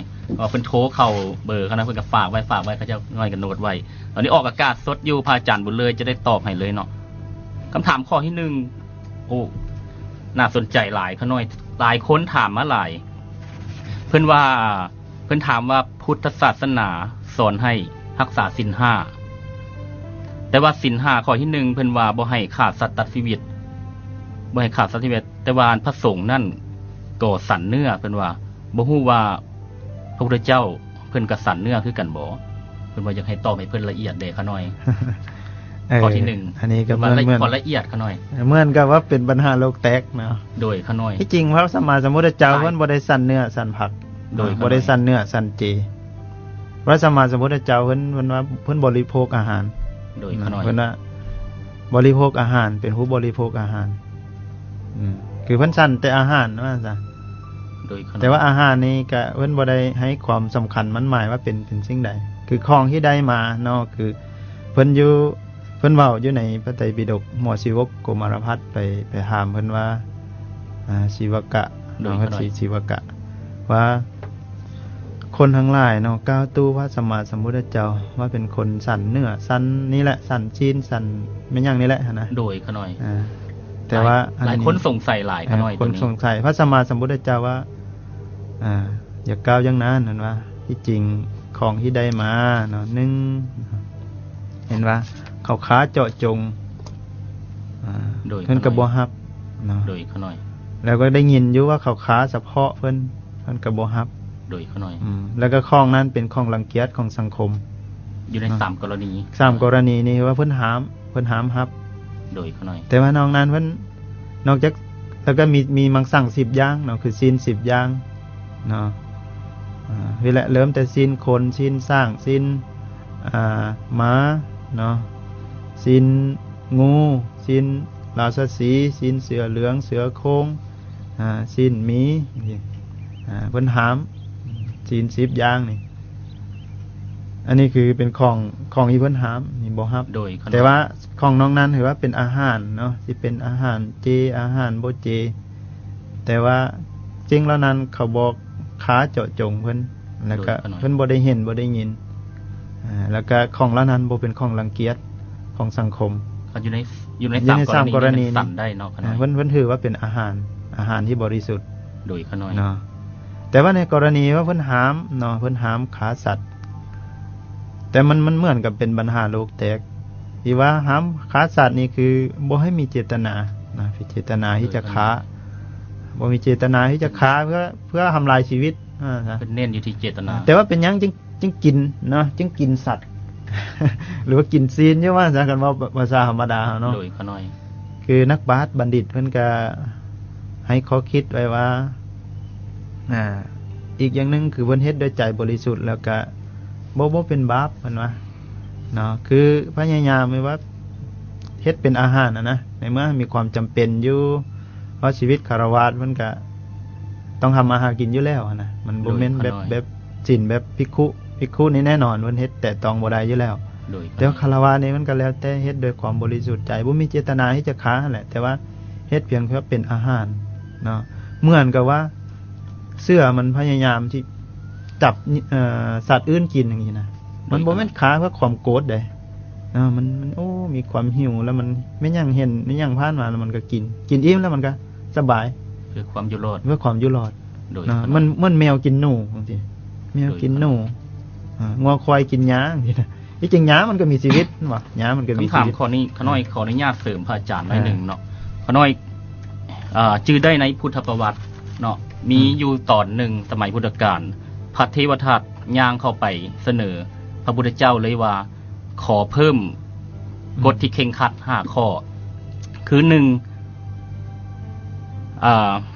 บ่ให้พระสงฆ์นั่นอยู่ในตัวเมืองหรือว่าอยู่ในตัวในบ้าน2ให้บิณฑบาตอย่างเดียวบ่ให้รับกิจนิมนต์ไปเฮือนอยู่ไปศาล3รับแต่ผ้าบางสกุลอย่างเดียวบ่รับผ้าจีวรมาที่มาถวายคือผ้าห่อศพ4แม่นให้อยู่ตามโคนไม้เนาะก็น้อยบ่ให้อยู่ตามสิ่งที่สิ่งปลูกสร้าง5แม่นคำถามที่มันถามมาเลยตัวน้อยเป๊ะเลยขน้อยห้ามให้พระสงฆ์นี่สันเนื้อทุกชนิดเป็นว่านี้พระองค์ตัดไปแบบชัดเจนเลยว่าบ่อนุญาตเพิ่นว่ามันจะเป็นความบ่สะดวกในการดำรงชีพของพระสงฆ์เพิ่นว่าบ่ให้ยึดติดกับสิ่งอาหารแล้วนั้นได้เป็นเพียงสิ่งเล็กน้อยส่วนข้อที่ว่าบ่ให้สันเนื้อนั่นเพิ่นว่าให้สันได้คือพระอาจารย์กล่าวมาทำอิฐว่าอยู่ใน3กรณีคือ บ่ได้เห็นบ่ได้ยินและบ่ได้สงสัยว่าฆ่ามาเพื่อตนเพิ่นว่าอนุญาตให้สั่นได้ถ้าอยู่ใน3กรณีนี้มันสั่นบ่ได้ในพุทธวจนะเพิ่นก็ยังเว้าเติมอีกว่าเรื่องฆ่าสัตว์นี่พระพุทธเจ้าเพิ่นบ่ได้มีหน้าที่ที่ไปซี่ให้สัตว์นี่มาตายเพิ่นว่าเรื่องการฆ่าการกินกันนั่นแม่นก่อนพระพุทธเจ้าเพิ่นเกิดมาอีกเพิ่นบ่ได้ซี่ให้แนวนั้นเพิ่นว่าพระสงฆ์เพิ่นนั่นภิกษุสาวกของเพิ่นนั่นอยู่ได้ด้วยการเลี้ยงชีพของผู้อื่นดังนั้นควรจะมีเงินไขที่น้อยที่สุดมักง่ายที่สุดมักน้อยที่สุดและสันโดษที่สุดต้องสร้างเงินไขให้น้อยที่สุดประหยัดมัธยัสถ์ที่สุดเพื่อความสะดวกของฆราวาสที่เพิ่นมาถวายเพิ่นตอบให้ความเป็นกลางเท่านี้ก็น้อยเท่าที่เขาน้อยจื้อได้โดยเขาน้อยนั่นแม่นั่นข้อที่1เนาะเขาน้อยก็ค่อนข้างละเอียดเนาะพระอาจารย์ตอบให้คันละเอียดผู้ใดที่สงสัยหลายคนก็น้อยถามเขาน้อยมาหลายตอบข้อนี้ให้ละเอียดให้ได้เด้อเขาน้อยก็สิได้ความละเอียดแบบนี้แหละพระพุทธองค์เพิ่นให้ความเป็นกลางแบบนี้เนาะเขาน้อยส่วนข้อที่2ต่อไปเลยเนาะเขาน้อยคนหักหมายถึงคนหักของผู้หญิงที่เป็นผู้ชาย เป็นคนขีดตัวเก่งเจ้าสู้หลายใจเห็นไผก็ล้มไปหมดหมายถึงเห็นผู้สาวล้มไปหมดขาน้อยหมายถึงผู้หญิงตัวเพิ่นเองแต่เฮ็ดแนวใดขาน้อยทุกข์ใจหลายเพิ่นว่าอยากเศร้าก็เศร้าบ่ได้ตัดใจบ่ได้ยังเสียดายอยู่ ขาน้อยมีอาจารย์มีหยังพอจะแนะนำเพิ่นได้แด่เพิ่นว่าทุกข์ใจหลายพอจะคลายทุกข์ลงไปได้แด่ความหมายทางธรรมช่วยเพิ่นได้บอกขาน้อยเรื่องความหักหรือความหลงขาน้อยบ่แน่ใจล่ะที่จริงก็เพิ่นก็ให้มีปัญญาเห็นทุกสิ่งทุกอย่างโดยปัญญาเฮาเองนั่นแหละเนาะสิ่งที่ควรสิ่งบ่ควรแต่ว่าสิให้เพิ่นไปบอกว่าจงเลิกบ่จงคบอันนี้ก็บ่แม่นหน้าที่เพิ่นโดยเขาน้อยคันเพิ่นไปบอกในนี้แสดงว่าเพิ่นเป็นพ่อซื้อพ่อซักโดยเขาน้อยเป็นอาบัติต้องสังฆาทิเศษสำหรับพระสงฆ์คือเรื่องนี้คือให้เฮาเห็นด้วยปัญญาพยายามศึกษาหาธรรมนั่นแหละแล้วก็เบิ่งว่ามันที่เป็นประโยชน์บ่เป็นประโยชน์คือให้เราตัดสินด้วยเราเองเนาะโดยมีความรู้ความเข้าใจให้เจริญได้ศีลสมาธิปัญญาแล้วเราสิเข้าใจดำเนินชีวิตเราเนี่ยได้โดยขน้อยที่ตัดสินใจด้วยตัวเองได้โดยขน้อยคือวิธีทางที่ดีที่สุดที่เพิ่นแนะนำขน้อยขึ้นไปมุมนี้ถ้าถูกหรือผิดพระอาจารย์แนะนำเลยขน้อยเพิ่นว่าเหตุที่ตัดใจบ่ได้เพิ่นว่าครับขน้อยคิดว่าเพิ่นอาจจะไปเบิ่งแต่มุมดีๆมุมบวกๆของผู้ชายบ่ขน้อยบ่ลองเบิ่งมุมลบเบิ่งด้านลบเบิ่งจุดอ่อนของผู้ชายแดนเนาะขน้อยเพิ่นอาจจะตัดใจได้คันเพิ่นนั่นเบิ่งจุดบกพร่องอันนี้มันก็บ่แม่นหน้าที่ของพระเนาะที่จะไปบอกว่าจงตัดใจหรือว่าจงบ่ตัดใจโดยแต่ว่าก็ขึ้นด้วยความเหมาะสมของผู้เกี่ยวเองนะโดยว่าสิเฮ็ดแนวใดว่าในเมื่อมันมีคุณหลายอยู่ก็แล้วแต่มีโทษหลายก็แล้วแต่สิตัดสินใจโดยคือมันเสี่ยงเนาะคันให้พระให้เพิ่นเว้าไปเรื่องนี้มันเสี่ยงต่อการต้องอาบัติของเพิ่นโดยอันตรายเนาะอาจารย์เป็นให้ความเป็นกลางเท่านี้เนาะข้อที่2จบไปข้อที่3ก็น้อยแม่ละถึกทรงเทศกาลเลยเป็นวันเนื่องในวันส่งเสริมพุทธศาสนาคือวันวิสาขบูชานี่สาวพุทธคือพวกเฮาคือเพิ่นถามมาขน้อยควรปฏิบัติตนแนวใดถึงจะเหมาะสมกับว่าเป็นสาวพุทธที่แท้จริงคำถามเพิ่นถามมาวันวิสาขนี่เนาะควรประพฤติปฏิบัติตัวในใดเพื่อเหมาะสมต่อความเป็นสาวพุทธที่แท้จริงอยากวางตัวให้ถูกนะขน้อยตามก็ตามหน้าที่ของสาวพุทธเนาะที่เพิ่นแนะนำเพิ่นก็ให้มีศรัทธาแหละแนะนำให้มีศรัทธาในพระพุทธพระธรรมพระสงฆ์แล้วก็ให้มีศีลเนาะมีศีลเป็นที่พอใจของพระอริยเจ้าเนาะแล้วก็มีอย่างน้อยศีล5เนาะขน้อยเนาะอย่างน้อยคือศีล5หรือว่าศีล8หรือว่าสิว่าเอาตามบุญกิริยาวัตถุก็ได้เนาะเอาทานเอาศีลเอาภาวนาเนาะก็มีการให้ทานคือจาคะเนาะให้ทานวัตถุเขาของเงินคำให้ทานเหือทานแหงให้ทานสติปัญญาให้ทานน้ำใจต่อเพื่อนมนุษย์เพราะบางคนมนุษย์ต้องการน้ำใจเลยต้องการน้ำใจต้องการกำลังใจเขาก็ให้ทานไปช่วยเหลือเกื้อกูลก็น้อยว่าคนทุกมื้อนี้ต้องการหลายต้องการน้ำใจต้องการความเมตตาเอื้ออาทรคือสมัยก่อนๆแหละเขาน้อยช่วงนี้อยากมีหน่อยคือบางคนเขาก็ว่าโอ้ว่าฉันไปวัดแล้วมันจิตใจมันสบายมีกำลังใจที่จะทำคุณงามความดีมาบ้านมาเฮือนแล้วบ่ค่อยมีกำลังใจนะ ขน้อยก็รู้สึกนั่นเพราะว่าไปวัดแล้วเจอแต่คนมีศีลมีธรรมล่ะคือว่าอยู่นำแล้วปลอดภัยขน้อยมีแต่มิตรที่ว่าจริงใจต่อกันคือไปคบกับเหมือนว่าคนมีศีลมีธรรมแล้วเพิ่นว่ามีน้ำใจนะมีความซื่อสัตย์ต่อกันก็เป็นน้ำใจกันเห็นกันแล้วโอ้มีกำลังใจโอ้โลกนี้ยังมีคนดีอยู่ว่าซั่นขน้อยคืออยู่นำกัลยาณมิตรขน้อยเป็นที่ซื่นซุ่มหัวใจได้อยู่นะโลกนี้ยังบ่เหี่ยวแห้งหลายยังบ่แรงโลกเฮายังบ่แรงปานใดมันก็เฮ็ดให้มีกำลังใจเนาะอันนี้คือเฮาก็ให้ทานน้ำใจให้ทานความที่มีศีลมีธรรมต่อกันนะให้ทานคุณงามความดีแล้วก็มีศีลเนาะพยายามมีศีลมีความซื่อสัตย์ต่อศีลนั่นแหละว่าซะบางคนเพิ่นว่าอันนี้ขน้อยศีล5นั่นเพิ่นปฏิบัติได้4ข้อบทอีกข้อนึงเพิ่นบ่ได้เพิ่นว่าข้อที่3เพิ่นว่าเพิ่นบ่ได้จังได๋ก็บ่ได้เพิ่นว่าจังได๋ก็บ่ได้มันก็เป็นบาปอยู่ในข้อที่3โดยขน้อยที่ข้อที่ปฏิบัติได้มันก็เป็นบุญใน4ข้อนั้นแต่ในเมื่อข้อ3ปฏิบัติบ่ทันได้มันก็เป็นบาปอยู่ในข้อที่3เป็นส่วนๆไปเนาะขน้อย4ข้อกับส่วนของ4ข้อนึงที่ผิดพลาดไปกับข้อที่1บ่แม่นว่าปฏิบัติบ่ได้ข้อเดียวแล้วสิชั่วทั้งหมดก็บ่แม่นโดยขน้อยจะปฏิบัติข้อใดบ่ได้ก็ข้อนั้นแหละมันชั่วอยู่หรือว่ามันบาปอยู่ว่าซะยังเป็นบาปอยู่โดยขน้อยจบไปเนาะปฏิบัติได้หมดก็คือว่าเป็นบุญได้หมดนะเป็นบุญเป็นกุศลได้หมดแล้วก็ตัวสุดท้ายคือภาวนาภาวนาก็คือการไหว้พระสวดมนต์ฟังธรรมก็เป็นการภาวนาแปลว่าเฮ็ดความดีให้มันเจริญนะไหว้พระสวดมนต์ฟังธรรมนั่งสมาธิอยู่บ้านงานอยู่วัดอยู่วาปฏิบัติธรรมเพื่อให้จิตใจสงบเยือกเย็นเพื่อให้เกิดจิตใจที่ว่ามีความบริสุทธิ์แล้วก็พยายามพิจารณาเบิ่งอนิจจังทุกขังอนัตตาเพิ่นว่าโดยขน้อยอนิจจังทุกขังอนัตตาเห็นความบ่เที่ยงความเปลี่ยนแปลงไปเรื่อยตัวจริงของสิ่งทั้งหลายทั้งปวงคือความบ่เที่ยงแล้วมันยังสิมาเป็นตัวจริงที่แท้จริงก็คือความบ่เที่ยงโดยขน้อยแล้วเมื่อมีความบ่เที่ยงก็มีลักษณะที่เป็นทุกข์เพราะต้องเป็นไปตามความบ่เที่ยงคือความบ่เที่ยงนี่กดดันไปเมื่อวานนี้ขน้อยก็เถียงกันเล่นกับอันอ้ายฮักเพิ่นไปออกกำลังกายนำกันเห็นว่านี่ก็รถอ้ายแลกกูเซอร์ก็รถอ้ายบ้านนี่ก็ได้โรงแรมนี่ก็ของอ้ายขน้อยก็เลยส่วนไปเว้าหยอกๆกันเพราะว่าฮักแพงกันหลายว่าถ้าของอ้ายจริงเป็นหยังอีก100ปีมันจึงดับหายไปโตอ้ายยังบ่เป็นของอ้ายขนาดมะกล้วยอ้ายซื้อไว้3มื้อผ่านไปมันก็ยังเหี่ยวแห้งแล้วถ้าไม่ของอ้ายจริงก็ต้องคงยั่งยืนมันต้องเป็นไปตามใจเฮาปรารถนาได้เป็นไปตามที่เฮาบังคับได้โดยขน้อยเฮาปรารถนาแล้วบ่ได้ดังใจเฮาคือบ่ได้อยู่ในอำนาจของเฮานั่นแหละบังคับทุกครั้งอนัตตาเนาะขน้อยเป็นไปตามเหตุตามปัจจัยเป็นไปตามความเหมาะสมที่มันจะต้องเป็นไปโดยขน้อยพยายามเข้าใจในสิ่งเหล่านี้นะแล้วเฮาสิบางครั้งนี่เฮาพิจารณาเห็นความจริงนี่เฮาสามารถที่จะผ่อนคลายความทุกข์ความอุกอั้งในหัวใจเป็นหยังบ่ได้ดังใจนะลูกเต้าพ่อเมียบอกเข้าของทรัพย์สมบัติโลกไม่ยังก็บ่ได้ดังใจเฮาสิเห็นนะโอ้อันนี้ก็ความบ่ติดขน้อยส่วนเพิ่นส่วนใหญ่เพิ่นยึดติดขน้อยก็ย้อนบ่เห็นเนาะบ่เห็นอนิจจังทุกขังอนัตตาเห็นว่าโอ้ที่จริงมันก็เป็นของบ่เที่ยงเปลี่ยนแปลงอยู่ในนี้เฮาอยากให้มันเปลี่ยนแปลงในทางที่ดีเฮาก็สร้างให้ความดีให้มันเปลี่ยนแปลงในทางที่ดีขึ้นบ่โดยขน้อยการเฮาอยากให้มันเปลี่ยนแปลงในทางที่ชั่วก็สร้างให้ความชั่วมันก็ชั่วลงนี่คือมันเปลี่ยนแปลงได้นี่ก็เห็นในนี้เฮาสบายใจเกิดจากเหตุปัจจัยเนาะขน้อยจากเหตุปัจจัยทางเหตุปัจจัยดีก็ดีทางเหตุปัจจัยบ่ดีก็บ่ดีแม่นนั่นเป็นข้อที่3เนาะหมดเท่านั้นเนาะขน้อยเนาะ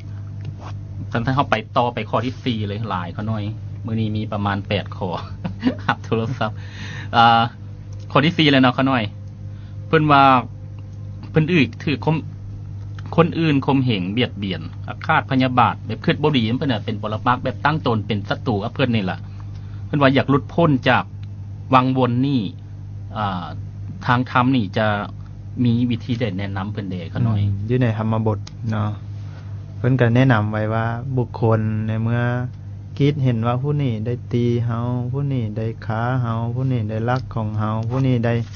ทำลายของฮักของห่วงทำลายชีวิตไม่ยังเอาเนี่ยแต่ผู้นั้นยังเก็บความแค้นไว้ในใจเก็บความแค้นไว้ในใจ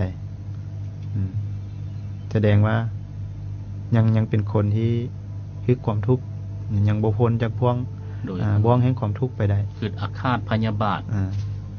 แล้วบัดนี้กันบุคคลมาละนึกว่าผู้นี้ได้ตีเฮาผู้นี้ได้ฆ่าเฮาผู้นี้ได้ลักของเฮาผู้นี้ได้ล่วงเกินของฮักของห่วงทำลายชีวิตทรัพย์สินสมบัติไม่ยังเฮาแต่ว่าบ่ได้เก็บความแค้นไว้ในใจยอมหลุดพ้นจากบ่วงแห่งของทุกข์คือบ่วงแห่งเวรแห่งกรรมได้ ปลดเวรปลดกรรมได้ โดยขน้อย เป็นผู้บ่มีเวรเขาบ่ได้หื้อความแค้นเก็บสะสมความแค้นไว้ในใจเขาเฮ็ดไปแล้วบางทีมันก็เป็นอดีตไปแล้วเนาะมันก็เป็นซ่อนความชั่วของเขา แต่ว่าซ่อนที่เฮานี่เพิ่นเขาเฮ็ดดีทำเฮ็ดบ่ดีนำเฮาก็พยายามทำหน้าที่ให้ดีเนาะคือพยายามที่ว่าทิมศีลทิมธรรมเนาะเขาเฮ็ดดีนำเฮาก็มีศีลมีธรรมต่อเขาเฮ็ดชั่วหรือว่าเบียดเบียนอาฆาตแม่นหยังเฮาก็ต้องมีศีลมีธรรมเด้เขาเฮ็ดบ่ดีนี่เขาได้รับผลเนาะคือเขาเป็นคนชั่วอยู่แล้วนะผลเขาต้องตกนรกอยู่แล้ววันนี้เฮายังสิไปตกนรก เขาสมควรไปตอบโต้บ่ขน้อยตอบโต้เพื่อหวังแก้แค้นคืนอย่างแบบนี้พระพุทธองค์เพิ่นก็บ่ได้แนะนำเนาะที่จะไปให้ไปตอบโต้โดยการที่ว่าไปฆ่าฟันรันแทงกันคืนเพิ่นว่าเวรย่อมระงับโดยการบ่จองเวรอภัยทานเนาะขน้อยอภัยนั่นแหละดี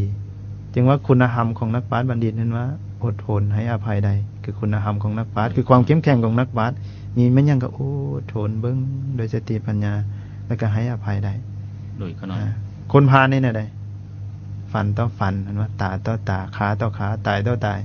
บางทีตายทั้ง2ครั้งแม่นล่ะขน้อยบ่เกิดเพิ่นบ่แนะนำบ่เกิดประโยชน์หยังเลยบ่เกิดประโยชน์หลายเพิ่นเขาทำบ่ดีเขาก็ไปตกนรกกับเรื่องของเขาเนาะแต่ว่าเฮาก็มีปัญญาแล้วก็คันแนวใดที่มันเป็นอันตรายถึงชีวิตเฮาก็หลีกเองนั่นแหละบ่โดยเพราะเฮาก็มีปัญญาอยู่ว่ามันนี่มันบ่ดีมันอาฆาตมันเบียดเบียนมันปองขาปองนายเฮาก็ชีวิตข้อที่1เลยขน้อยเฮาก็หลีกเอาหั่นน่ะโดยขน้อยพระพุทธองค์ว่าอยู่ใกล้คนพาลต้องอยู่ด้วยสติและปัญญาแต่ถ้าดีแท้ๆมันอยู่ให้ไกลเป็นหมื่นโยชน์แสนโยชน์ลดก็น้อยกับเพิ่นว่าทานเป็นการให้ถ้าคิดได้มันมีอภัยทานเป็นเลิศเนาะก็น้อยเนาะควรมีใจให้ทานเดินกับนักปราชญ์เพิ่นยังเคยว่าการคิดแก้แค้นเบียดเบียนกันนี่มันต้องลงทุนแต่ว่าขาดทุนก็น้อยแต่การให้อภัยนี่บ่ต้องลงทุนจักกีบเลยแต่ว่าจะได้มิตรเพิ่มก็น้อยแม่นนักปราชญ์โบราณเพิ่นจังว่าแม่นหยังเอาอาวุธชนะกันเนาะจะสุขสันต์หรือว่าจะสิ้นสุดโดยความแค้นโดยขน้อยเอาธรรมะชนะแทนจะได้แสนสุขสบายใจโดยขน้อยคือพยายามเอาธรรมะนี่แหละแต่มันก็บางครั้งมันก็ลำบากแน่เพราะมันเหมือนกับว่ามันถึกเบียดเบียนแล้วมันกันไปเอาธรรมะไปข่มใจแล้วมันเหมือนกับว่าลุบทุนนะมันเสียธาตุขาดทุนแล้วมันตอบโต้เขาบ่ได้อย่างนี้นะคนสัมมาทิฏฐินำกันก็คือที่ได้แต่ว่านักปราชญ์เพิ่นบ่ได้แก้ไขเนาะบ่ได้แก้ไขปัญหาโดยการที่ว่าเอาอาวุธเอาฮอกเอาดาบทำลายกันแต่เพิ่นแก้ไขโดยศีลโดยธรรมโดยขน้อยเพิ่นสิใส่บางทีเพิ่นก็ใส่วาจาเพิ่นเรียกว่าเป็นฮอกปากแต่ว่าเพิ่นก็บ่ใส่วาจาอย่างนี้โดยขน้อยเพิ่นพยายามเอาธรรมนี่แหละว่าเอาศีลเอาธรรมเอาความอดกลั้นอดทนเอาความให้อภัยเอาความเมตตาเห็นกันเป็นวันทุกข์เกิดแก่เจ็บตายเขาเป็นทุกข์แล้วก็จังเบียดเบียนเฮาโดยขน้อยเขาบ่ทุกข์เขาบ่เบียดเบียนดอกคนดีๆไผสิไปเบียดเบียนหมู่มันโอ้ยนั่งสมาธิภาวนามีความสุขความสบายอยู่หั่นบ่ได้ฮอนมันหยังก็สบายนะอันนี้มันทุกข์เลยมันจึงไปหาอิจฉาริษยาเบียดเบียนผู้อื่นผู้นั้นก็ผู้นี้ผู้ดีก็บ่ดีผู้นั้นก็ชั่วผู้นี้ก็ชั่วผู้นั้นก็บาปผู้นี้ก็เป็นคนโลเลๆไปนี่หัวใจเขาเป็นทุกข์ก็จึงไปหาก็แล้วไปห้ามเบียดเบียนผู้อื่นอวิชชาความบ่ฮู้นะแม่นความบ่ฮู้ผสมกับที่ว่าความทุกข์ที่เขาประสบและความบ่ฮู้เกิดขึ้นมันจึงว่าเอิ้นว่าบูหานเฮาเอิ้นว่าแม่นหยังสร้างสิตายนั้นเท้าเขือเสือสิตายนั้นเท้าปลาโดยขน้อยเวลางูสิตายมันบิดโตว่าซั่นคันแม่นหยังอยู่ไกลมันก้อนมันเกี่ยวเนี่ยสมมุติงูใหญ่ๆคืองูเหลือมคันมันสิตายนี่มันบิดนะก็เหียก็แม่นหยังนี่มันม้วนบ่ได้นะอาจารย์ว่าความอิจฉาขน้อยก็สงสัยว่าคนทุกมื้อนี่เป็นหยังขน้อยก็บ่เข้าใจว่าคือมีความอิจฉาริษยาย่านลื่นย่านเหลือกันบ่สิ้นสุดขน้อยหลายคนได้สังเกตขน้อยแต่ก็ย้อนมันมีกิเลสนะกิเลสแล้วมีความทุกข์กิเลสเป็นเหตุแห่งความทุกข์เด้เป็นเหตุแห่งความเศร้าหมองแห่งจิตแล้วมันกิเลสเป็นเหตุให้ความเศร้าหมองเกิดขึ้นความเศร้าหมองเกิดขึ้นแล้วก็มีความโง่บัดบ่มีสติสัมปชัญญะรู้ทันคือบ่ฮู้เฮาทันในเรื่องอนิจจังทุกขังอนัตตาแล้วมันก็คั่วไปนะคือที่ว่ามาว่าสร้างสิตายนั้นเท้าเขือเสือสิตายนี่เท้าปลา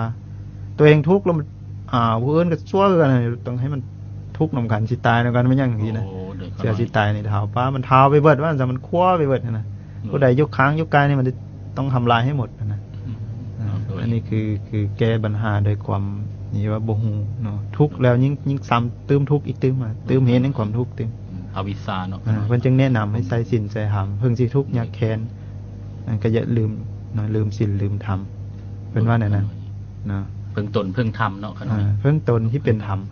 เพิ่งตนคือตนที่เป็นธรรมตนที่เป็นกิเลสก็เพิ่งบ่ได้ตนที่มีความโลภโกรธหลงตนที่โมโหโทโสเก้งมันหยังโมโหนี่พาตัวตกต่ำบ่คือว่ามานะโกรธคือโง่โมโหคือบ้านี่นะโดยขน้อยเพิ่งในนี้มันบ่ได้อยู่แล้วเนาะคือเพิ่งศีลเพิ่งธรรมนั่นแหละเนาะโดยขน้อยเพิ่งมันสิทุกข์จบโดยขน้อยจบไปแล้วเนาะมันก็ได้โดยขน้อยสำหรับคำถามข้อที่4ของอาจารย์เหลืออีก4ข้อขน้อยจะเก็บไว้มื้ออื่นเนาะเพราะว่าหมดช่วงที่2แล้วช่วงตอบคำถามสนทนากัน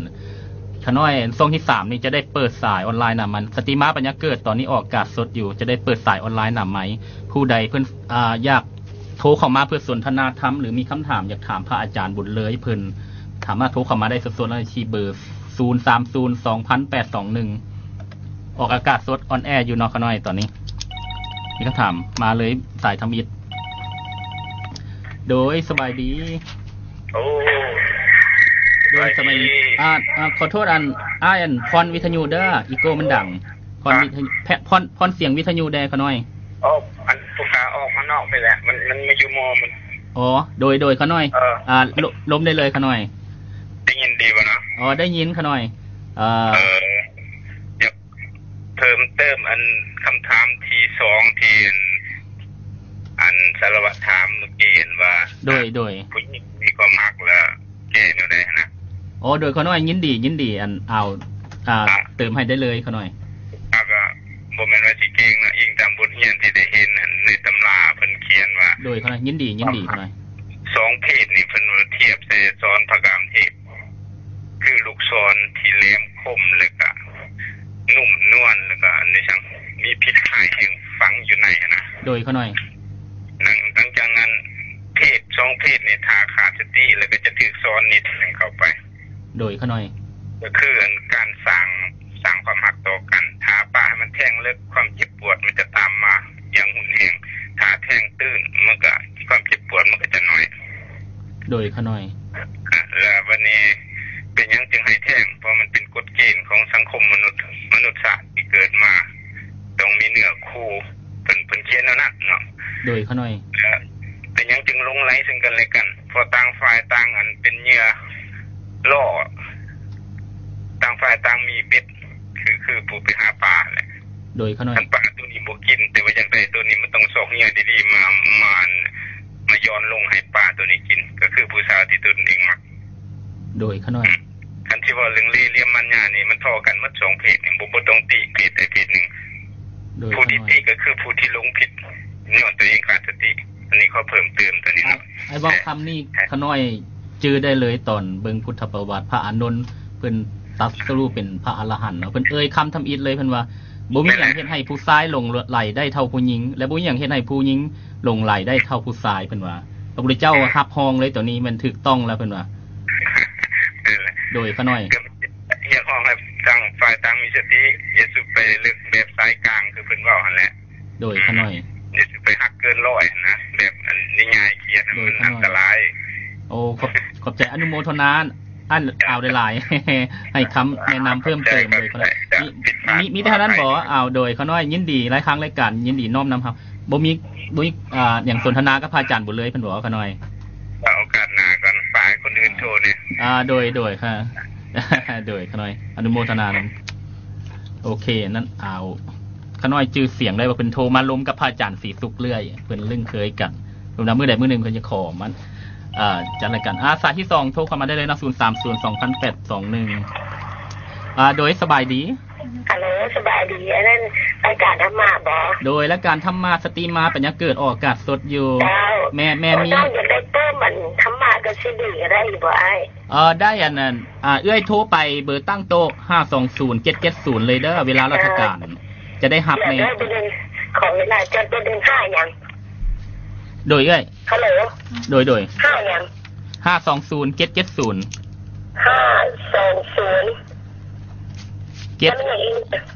5207770เบอร์ตั้งโต๊ะเอ้ย021 5207770ล่ะโดยช่วงนี้อันทางรายการเพิ่นแจกอยู่วัดสัมปักแห้งเนาะเอ้ยสามารถโทรเข้าไปอีกเบอร์นึงเบอร์มือถือตัวนี้54โต54โตเอ้ย5555 โดย54ตัว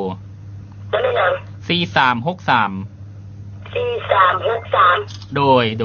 อันนี้เป็นเบอร์มือถือมันมา เบอร์มือถือโดย มือถือกันตั้งตัวว่าทำรายการนี่คือเห็นว่าให้เป็นผู้แจ้งบ่แม่นว่าโดยอ้ายโดยเอ้ย คือมาฟังรายการนี้ฟังคุณแม่ว่าให้เป็นผู้แจ้งฉะนั้นเลยโทรมาเบอร์ โอ้ทางรายการมันเป็นผู้แจกบ่แม่นขน้อย ขน้อยมา แล้วรายการอะไรเป็นผู้แจ้งนะ โดยทางรายการผู้แจกรายการสตรีมมาเป็นเพราะว่าช่วงนี้เนื่องอยู่ในวันส่งเสริมพุทธศาสนาวันวิสาขะขน้อยเพิ่นแจกให้โดย แล้วมันจะมาส่งอะไรนี่โทรไปตามนี้แล้วทางเจ้าหน้าที่ของรายการเพิ่นจะให้รายละเอียดเอ้ยเนาะจ้าบ่มีคำถามถามพระอาจารย์เพิ่นบ่นี่จะมารายการนี่ดีฟังแล้วสอนดีเลยโดยถ้ามีอย่างแนะนำหรือว่าตีสมสามารถตีสมได้เด้อขน้อยจ้าเวลารายการนี่สอนรู้จักเลยแล้วดีขึ้นหลายนะเห็นคนเห็นได้แล้วแจ้งปื้มแล้วก็ต้องกระดึงเพราะว่าเดี๋ยวก็ติดจักรราจะหลับเชิญนี่มันติดโดยขออนุโมทนานั้นเลยโดยเพิ่นโทรมาเดี๋ยวสายต่อไปอยากโทรเข้ามาสนทนาธรรมนะพระอาจารย์เพิ่นหรือว่ามีคำถามอย่างอยากถามพระอาจารย์เพิ่นสามารถโทรเข้ามาได้เลยเนาะ0302821ตอนนี้สตรีมมาปัญญาเกิดออกอากาศสดอยู่มาโทรเข้ามาได้เลยเนาะพระอาจารย์บ่เลยไปใจคำตอบได้เพิ่นก็ตอบบ่ได้เพิ่นก็บ่ก็ตอบน้อยคือมิดถ้าใครยังอยากได้ปื้มอยู่ช่วงนี้ส่งเสริมพุทธศาสนา หนึ่งในเส้นหาทางรายการสตรีมาปัญญาเกิดจะแจกแผ่นซีดีของแม่บุญเลี้ยงแจกซีดีของแม่บุญเลี้ยง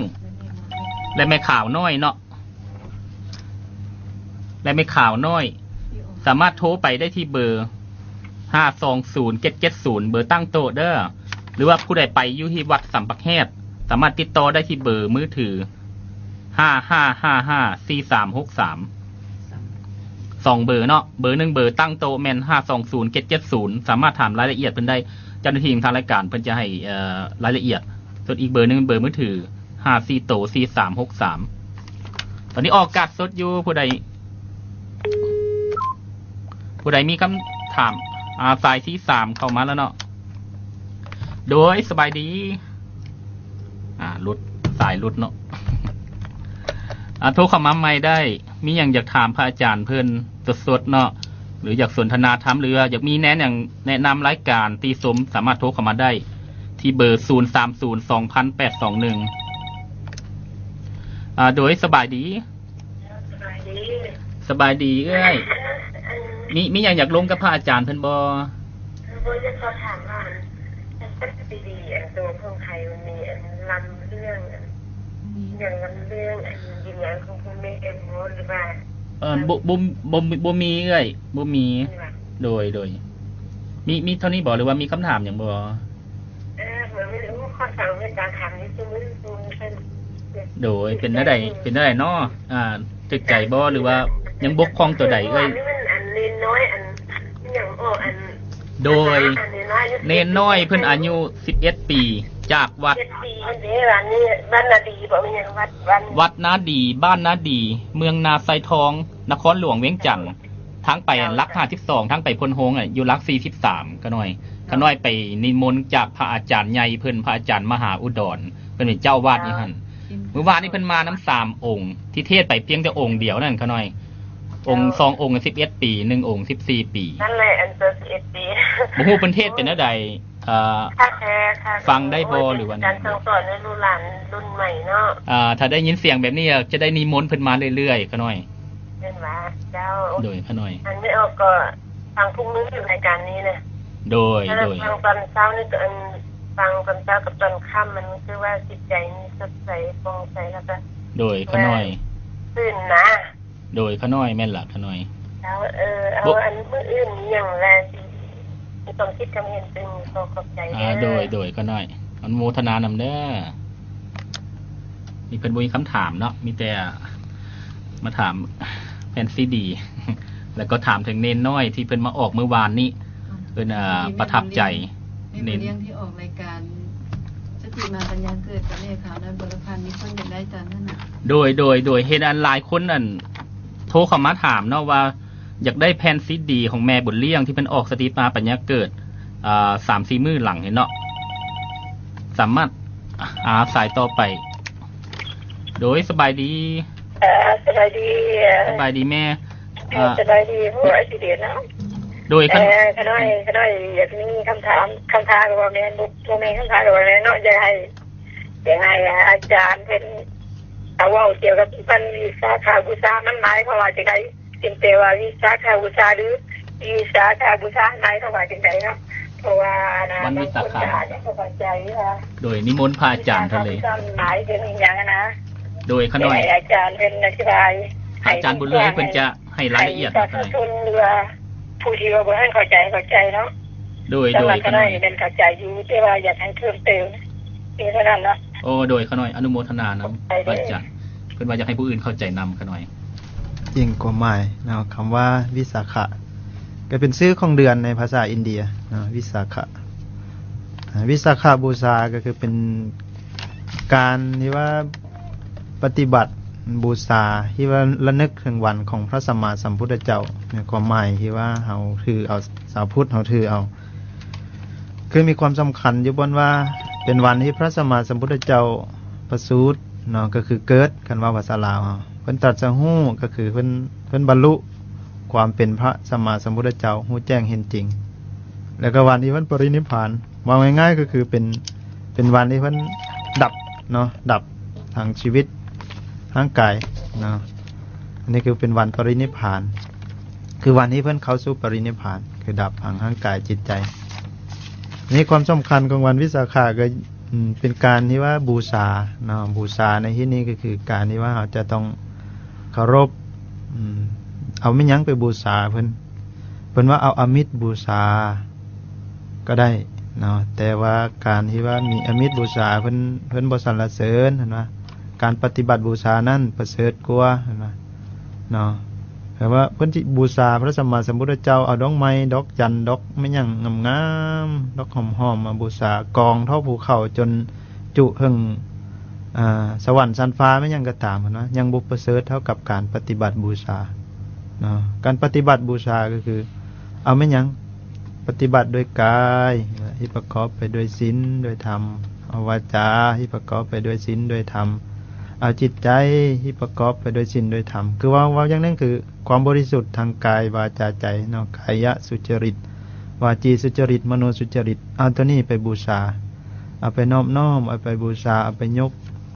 กขึ้นไปเป็นของบูชาถวายเนาะถวายเป็นของบูชาเป็นของสักการะเหมือนกับเฮาเอาดอกไม้เอาไม่ยั่งไปตั้งบูชาเพิ่นเฮาก็เอากายวาจาใจที่บริสุทธิ์นี่แหละไปตั้งเป็นเครื่องบูชาบูชาพระพุทธพระธรรมพระสงฆ์หรือว่าบูชาพระสัมมาสัมพุทธเจ้าก็คือปฏิบัติตามเนาะคำที่เพิ่นบอกแหละให้มีกายวาจาใจที่บริสุทธิ์เรียกว่ากายสุจริตวาจีสุจริตมโนสุจริตนี่คิดเป็นการบูชาที่ประเสริฐพระสัมมาสัมพุทธเจ้าเพิ่นสรรเสริญเนาะมีอานิสงส์หลายความสำคัญก็คือว่าหน้าที่เฮานี่แหละเนาะมันสิสำคัญต่อชาวพุทธนั่นได้เพราะเฮาเป็นชาวพุทธเนาะเป็นชาวพุทธคือเป็นชาวที่ว่า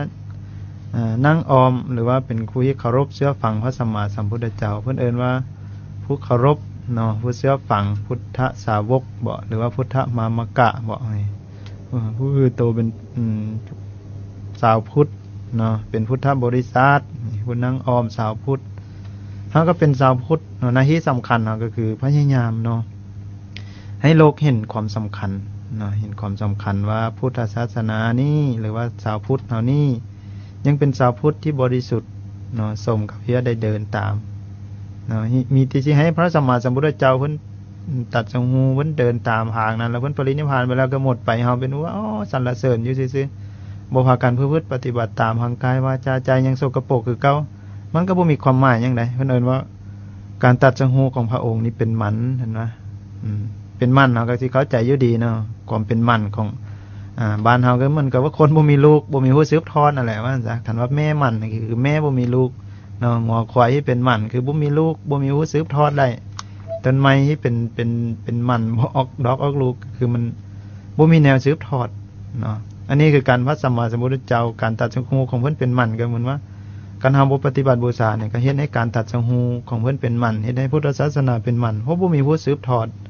เนาะบ่มีผู้ประพฤติปฏิบัติทางกายวาจาใจให้บริสุทธิ์แล้วก็บ่ได้รับความสุขคือบ่ได้รับความสงบเย็นใจจากการที่มีพุทธศาสนานี้ก็บ่มีความหมายหยังมีพุทธแต่ซื่อนะจึงว่าสำคัญอยู่ที่ว่าเฮาหน้าที่ของเฮานี่เฮาต้องพยายามเนาะประพฤติเพื่อคุดกล่าวกายวาจาใจเห็นว่าให้ทานเพื่อทำลายความโลภนี่คือความตนีคิดที่เนี่ยแน่นรักษาศีลเพื่อทำลายความหลงทำลายความโกรธเนาะคือความโมโหโทโสอาฆาตพยาบาทเบียดเบียนแล้วก็ภาวนาเพื่อทำลายความหลงเนาะภาวนาทำลายความหลงอันนี้ก็เฮาประพฤติปฏิบัติในนี่แหละเนาะหน้าที่สำคัญของชาวพุทธโดยขน้อยนั่นคงจะละเอียดเนาะในวันวิสาขบูชาว่าควรปฏิบัติให้ควรเข้าใจในใดเนาะตายต่อไปโทรเข้ามาได้เลย0302821สตรีมาปัญญาเกิดออกอากาศสดอยู่เนาะปัจจุบันนี้มีคำถามหยังอยากถามพระอาจารย์บุญเลยเพิ่นเจ้าขอประสานสัมพันธ์ผู้ใดต้องการซีดีแผ่นแม่บุญเลี้ยงเนาะที่เพิ่นมาออกรายละกันสามารถโทรเข้าที่เบอร์520-770โอ้สบายดีให้สบายดีอันออกห่างๆจากวิทยุเด้อหรือว่าคอยเสียงวิทยุแดโดยสบายดี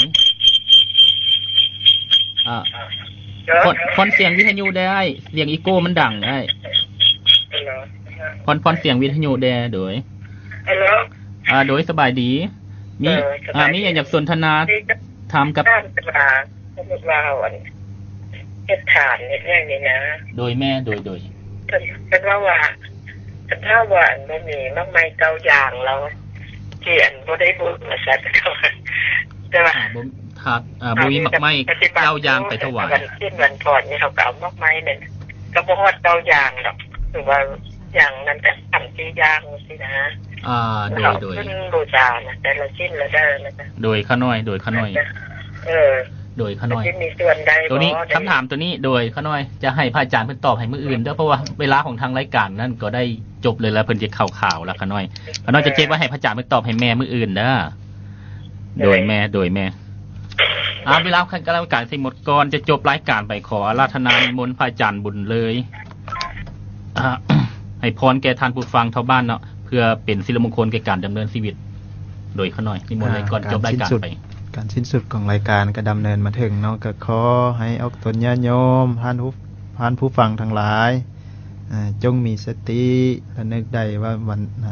ในช่วงนี้เนาะเป็นวันที่วิสาขบูชาหน้าที่ชาวพุทธเฮาก็พยายามมีศีลมีธรรมมีความ